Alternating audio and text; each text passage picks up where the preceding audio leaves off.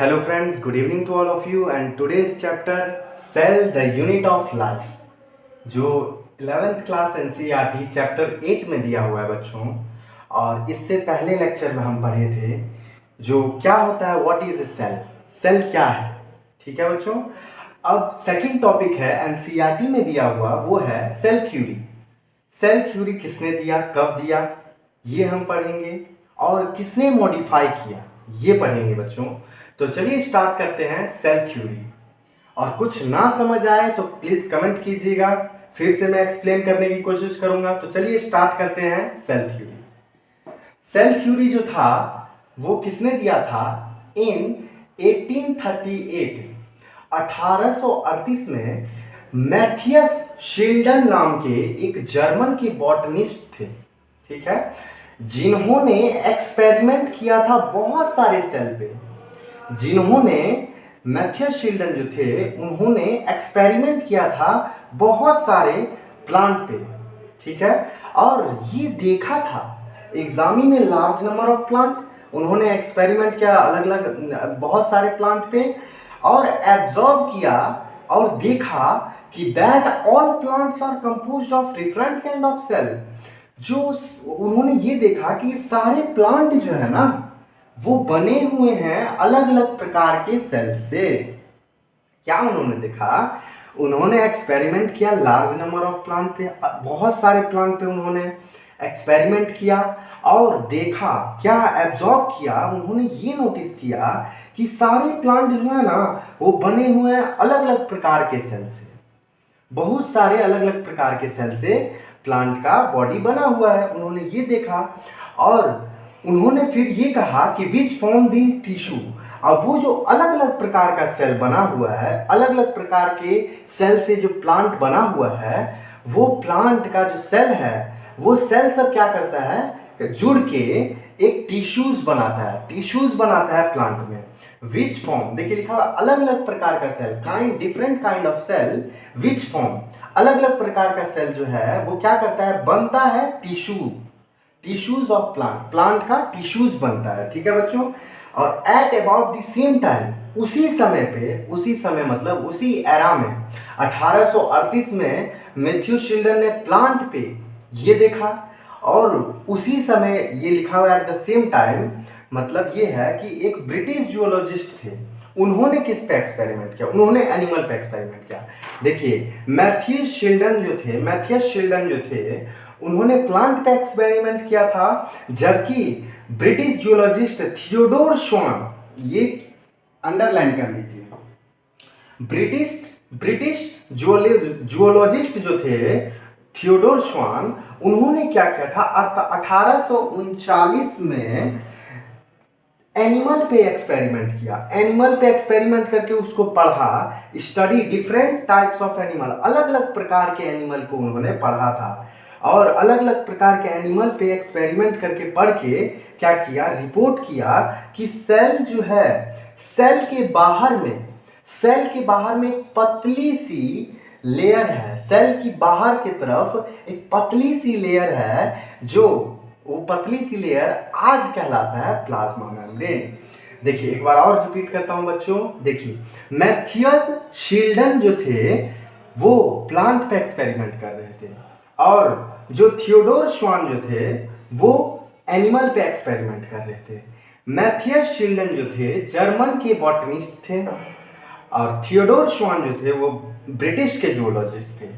इन्होंने कौन से ईयर में किया था, मैथियस शिल्डन ने 1838 में 1838 में किया था एक्सपेरिमेंट, जबकि ब्रिटिश जियोलॉजिस्ट जो थे उन्होंने 1839 1839 में एक्सपेरिमेंट किया था। इन्होंने प्लांट में क्या एक्सपेरिमेंट करके देखा था, उन्होंने बहुत सारे प्लांट पे ये एक्सपेरिमेंट करके देखा और समझा कि सारे प्लांट जो हैं वो अलग अलग प्रकार के सेल से बने हुए हैं, और वो अलग अलग प्रकार का सेल जो है वो क्या करता है, क्लस्टर में बन के क्या बनाता है, टिश्यूज बनाता है प्लांट में। प्लांट में अलग अलग प्रकार का सेल जो है वो टिश्यूज बनाता है प्लांट में। और थियोडोर श्वान जो थे उन्होंने स्टडी किया था अलग अलग प्रकार के एनिमल सेल पे, और उन्होंने रिपोर्ट ये किया कि सेल में जो है ना, एनिमल सेल में एक बाहर में पतली सी लेयर पाई जा रही है आउटसाइड दी सेल, और उस पतली सी लेयर को आज कहते हैं प्लाज्मा मेम्ब्रेन। तो आई होप बच्चों इतना समझ में आया होगा। जहां जहां मैंने अंडरलाइन किया हुआ है उसको अंडरलाइन कर लीजिए और आगे बढ़ते हैं। चलिए,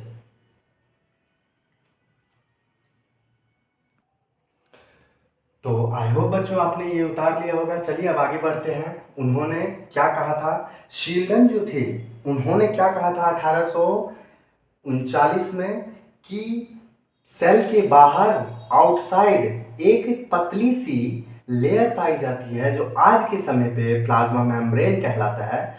वो शील्डन ने ही बता दिया था 1839 में ही। और इसके अलावा शील्डन ये ही जो लिखा हुआ है शील्डन के लिए लिखा हुआ है।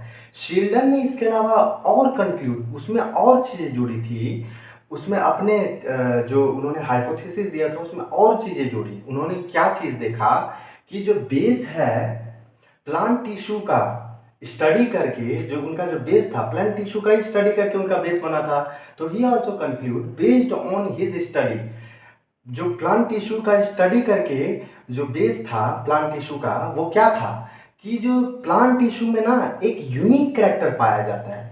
उनकी स्टडी के बेस पे उन्होंने क्या कहा था कि प्लांट टिश्यू में एक सेल वॉल जो है वो एक यूनिक कैरेक्टर है। उन्होंने क्या कहा था, प्लांट टिश्यू पे स्टडी करके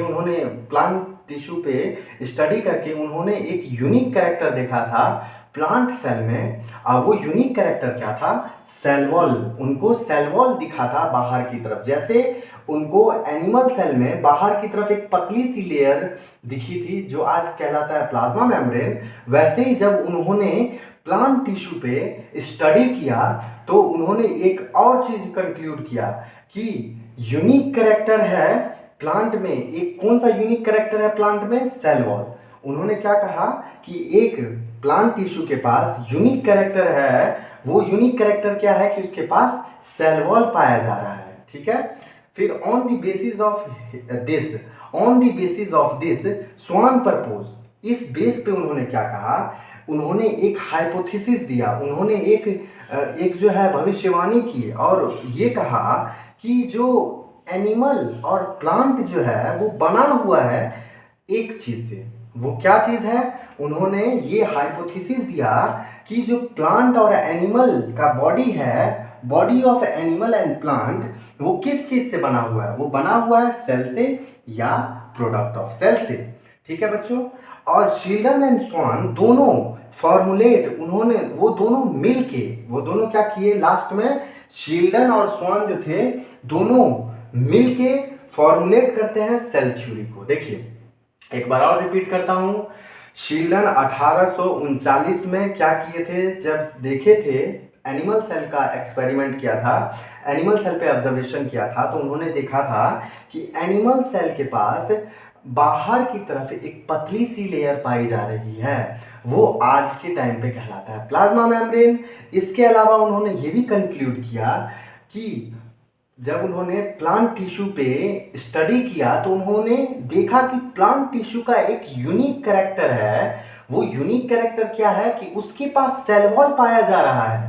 वो उन्होंने शील्डन ने ही बताया कि एक यूनिक कैरेक्टर है प्लांट टिश्यू के पास और वो यूनिक कैरेक्टर का नाम है सेल वॉल। शील्डन ने ही 1839 में बता दिया था कि प्लांट एनिमल सेल में वो यूनिक कैरेक्टर नहीं पाया जाता है, सिर्फ प्लांट सेल में ही वो यूनिक कैरेक्टर पाया जा रहा है। और वो यूनिक कैरेक्टर क्या है, उसका सेल वॉल। ठीक है, on the basis of this जो शील्डन थे उन्होंने क्या, स्वान जो थे उन्होंने क्या किया, उन्होंने एक भविष्यवाणी की। और उस भविष्यवाणी में ये कहा कि आगे आने वाले समय में जब एक्सपेरिमेंट होगा तो ये देखा जाएगा कि एनिमल का बॉडी और प्लांट का बॉडी जो है वो बना हुआ है किस चीज से, कंपोज्ड ऑफ सेल पूरा बॉडी जो है बना हुआ है सेल से या सेल के प्रोडक्ट से बना हुआ है। उन्होंने ये हाइपोथेसिस दिए थे। जो आगे जब एक्सपेरिमेंट होगा तो देखिएगा ये पता लगेगा कि जो सेल है वो बना हुआ, जो प्लांट है वो और एनिमल दोनों, प्लांट और एनिमल दोनों बना हुआ है सेल से या प्रोडक्ट ऑफ सेल से। शील्डन स्वान दोनों जब एक साथ मिले तो उन्होंने एक थ्योरी को प्रपोज, उन्होंने एक थ्योरी को क्या क्या फॉर्मुलेट करके रख दिया था। अब वो थ्योरी का नाम था सेल थ्योरी। अब देखिए इस सेल थ्योरी में शील्डन एंड स्वान ने क्या कहा था और रुडोल्फ विर्चो ने शील्डन एंड स्वान के थ्योरी में क्या ड्रॉबैक देके क्या मॉडिफिकेशन की थी वो आगे बताते हैं। चलिए इसको अंडरलाइन कर लीजिएगा और आगे बढ़ते हैं।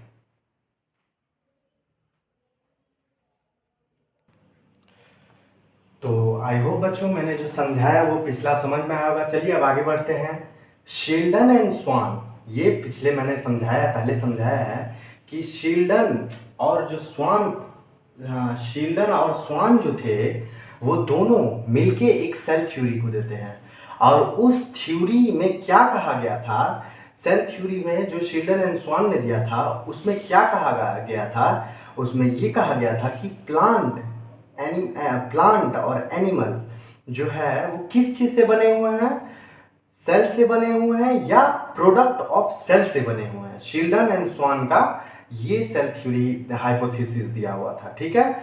This theory however did not explain, इस थ्योरी ने ये तो बता दिया था कि एनिमल और प्लांट जो है वो सेल से बने हुए हैं या प्रोडक्ट ऑफ सेल से बने हुए हैं, लेकिन ये थ्योरी ये नहीं एक्सप्लेन कर पाई थी कि नया सेल कैसे बनता है, ठीक है। ये थ्योरी ये नहीं एक्सप्लेन कर पाई थी। This theory how did not explain, ये एक्सप्लेन नहीं कर पाई थी कि how new cell were form, कैसे एक नया सेल बनता है।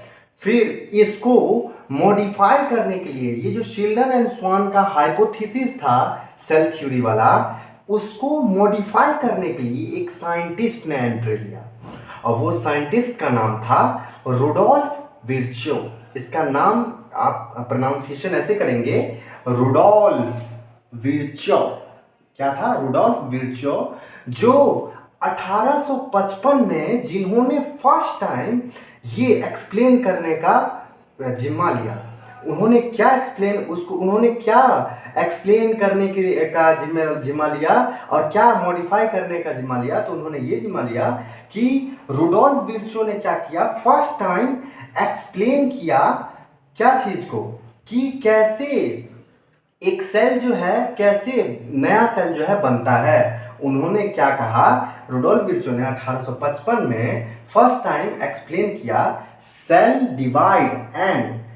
डिवाइड करता है और नया सेल बनता है। किस चीज से? प्री एग्जिस्टिंग सेल से। देखिए रुडोल्फ विर्चो का जो थ्योरी था उसने ये तो बता दिया कि एक एनिमल और प्लांट सेल किस चीज से बना हुआ है। तो उसमें इन्होंने कहा था कि एक एनिमल और प्लांट सेल जो है, एनिमल और प्लांट जो है वो बना हुआ है सेल से या प्रोडक्ट ऑफ सेल से। लेकिन शील्डन एंड स्वान का जो थ्योरी था वो ये नहीं एक्सप्लेन कर पाए कि एक नया सेल कैसे आता है। तो रुडोल्फ विर्चो की एंट्री हुई और उन्होंने 1855 में पहली बार ये एक्सप्लेन किया कि जो एक नया सेल है वो पहले से बने हुए सेल से बनता है। रुडोल्फ विर्चो ने कहा कि पुराना सेल जो है उसी से नया सेल बनता है। नया सेल किस चीज से बनता है? पुराने सेल से। Rudolf Virchow first explain that cell divide and new cell are formed from pre existing cell. और उसको अपने लैंग्वेज में क्या कहा था? उसको अपने लैंग्वेज में उन्होंने कहा ओमनीज सेलुला ई सेलुला।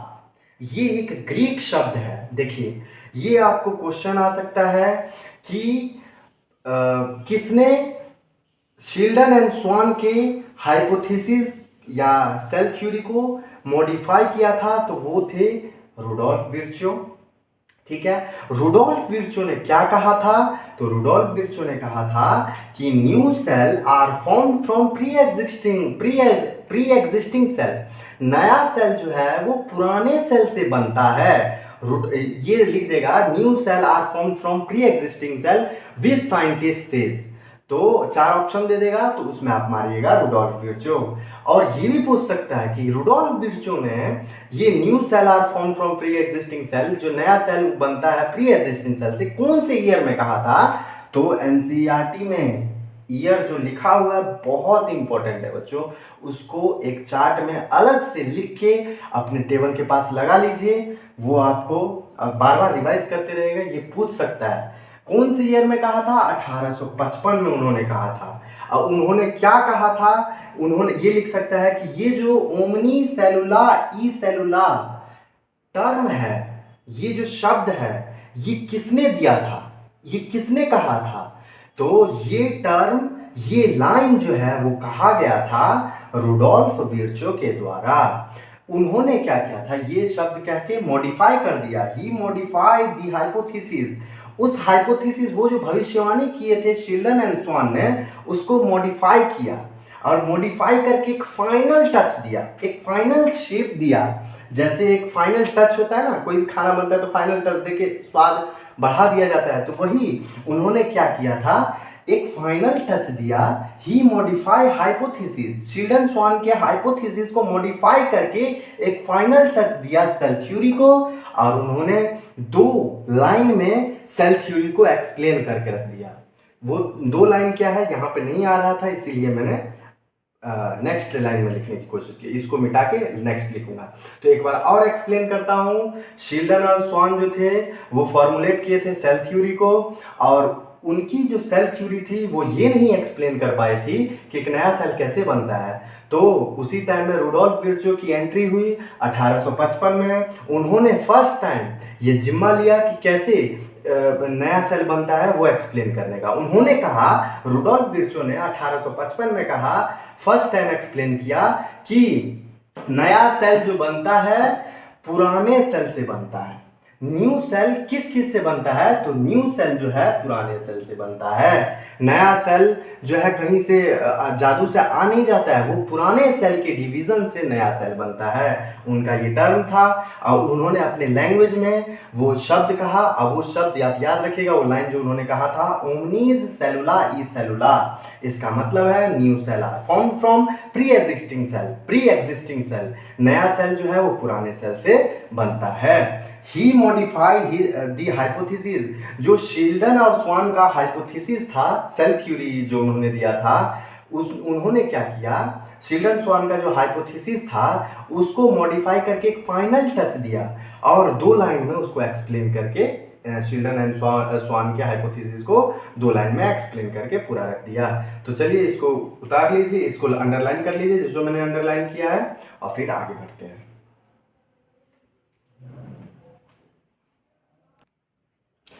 तो आई होप बच्चों आप सबको ये समझ में आया होगा। चलिए आगे बढ़ते हैं। Cell theory as understood today is. अब उन्होंने, जब रुडोल्फ विर्चो ने शील्डन एंड स्वान के हाइपोथेसिस को मॉडिफाई किया, और उन्होंने क्या 2 शब्द में सेल थ्योरी को समझ के मॉडिफाई करके बताया था, तो ये जो बताया था, ये किसका बताया हुआ है? रुडोल्फ विर्चो का बताया हुआ है। 2 लाइन। शील्डन एंड स्वान की हाइपोथेसिस तो बता चुकी थी कि सारे सेल जो हैं वो बने हुए हैं एनिमल या प्लांट, कोई भी सेल, कोई भी एनिमल या प्लांट जो ऑर्गेनिज्म है वो बना हुआ है किस चीज़ से? सेल से। लेकिन वो ये नहीं बता पाई थी कि नया सेल कहाँ से आता है। लेकिन रुडोल्फ विर्चो ने उन्हीं के सेल थ्योरी को, जो शील्डन एंड स्वान की जो हाइपोथेसिस वाला सेल थ्योरी था, उसी को थोड़ा मॉडिफाई करके ये 2 लाइन में एक्सप्लेन कर दिया है। वो सेल थ्योरी को एक्सप्लेन क्या किया था उन्होंने फिर एक्सप्लेन करके, उन्होंने मॉडिफाई करके कहा, पहला लाइन उन्होंने कहा, ये याद रखिएगा इंपॉर्टेंट है, पहला लाइन रुडोल्फ विर्चो ने कहा कि all living organism are composed of cell. बहुत इंपॉर्टेंट है बच्चों, ये 2 लाइन बहुत इंपॉर्टेंट है। रुडोल्फ विर्चो ने कहा कि सारे लिविंग ऑर्गेनिज्म जो है वो किस चीज से बने हुए हैं, कंपोज्ड ऑफ, वो किस चीज से बने हुए हैं, सेल से, कंपोज्ड ऑफ सेल। सारे लिविंग ऑर्गेनिज्म बने हुए हैं सेल से, या फिर प्रोडक्ट ऑफ सेल, सेल के प्रोडक्ट से बने हुए हैं। देखिए रुडोल्फ विर्चो ने दो दो टर्म में इस सेल थ्योरी को एक्सप्लेन करके रख दिया। वो पहला था सेल, सारे लिविंग ऑर्गेनिज्म जो है, सारे लिविंग ऑर्गेनिज्म जो है वो बने हुए हैं किस चीज से, सेल से बने हुए हैं, या फिर सेल के प्रोडक्ट से बने हुए हैं। और दूसरा लाइन उन्होंने क्या कहा कि सारे सेल जो है, सारा सेल जो है वो कहाँ से अराइज होता है, कहाँ से जन्म लेता है, तो वो प्री एग्जिस्टिंग सेल से, जो पहले से है सेल, जो पहले से एग्जिस्ट कर रहा है सेल, उससे नया सेल जो है वो अराइज होता है या बनता है। देखिए रुडोल्फ विर्चो ने शील्डन एंड स्वान के जो हाइपोथेसिस सेल थ्योरी था उसको थोड़ा मॉडिफाई करके एक फाइनल टच दिया था, और उन्होंने दो लाइन में उनके हाइपोथेसिस को मॉडिफाई करके एक्सप्लेन किया। वो दो लाइन था, पहला लाइन था कि सारे लिविंग ऑर्गेनिज्म जो है वो बने हुए हैं सेल से या फिर प्रोडक्ट ऑफ सेल से, और दूसरा लाइन उन्होंने कहा कि all cell arise from pre existing cell, सारे सेल जो हैं, जितने भी सेल हैं वो किस चीज से बने हुए हैं, तो जो सारे जो नए सेल हैं वो पुराने सेल से, जो पहले से एग्जिस्ट कर रहा है इस वर्ल्ड में, इस वर्ल्ड में, वो उससे बनते हैं। क्या बोल रहा है, all cell arise from pre existing cell, जो सारे नए सेल बन रहे हैं वो पहले से बने हुए सेल से बनते हैं, पहले से जो यहाँ पे प्रेजेंट है सेल उससे नए सेल बनते हैं। यही उन्होंने एक्सप्लेन किया था। तो चलिए आई होप आप सबको ये समझ में आया होगा। तो नेक्स्ट लेक्चर में मिलते हैं नेक्स्ट टॉपिक के साथ। वो नेक्स्ट टॉपिक है एन ओवरव्यू ऑफ सेल। पहले ओवरव्यू लेंगे सेल का, और फिर उसके बाद हम सेल के अंदर एंटर करेंगे। प्रोकैरियोटिक सेल क्या होता है, यूकैरियोटिक सेल क्या होता है, उसके सारे सेल ऑर्गेनेली के बारे में हम पढ़ेंगे। तो आई होप आप सबको समझ में आया होगा, और थैंक यू, आप सब मेरे इस लेक्चर को सपोर्ट कर रहे हैं, व्यू बढ़ रहा है, और ऐसे ही आप सपोर्ट करते रहेंगे तो आगे मैं पूरा NCERT 11th 12th जो है नीट के लेवल पे जाके मैं इस चैनल पे डाल दूंगा।